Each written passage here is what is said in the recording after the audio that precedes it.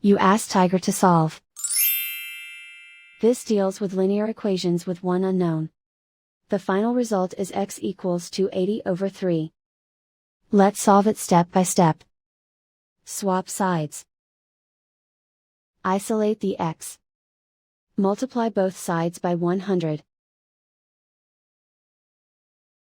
Group like terms.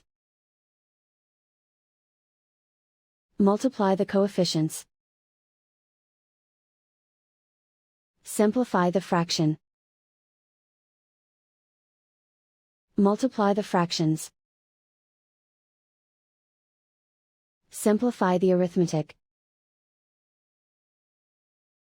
And so the final result is x equals 280/3.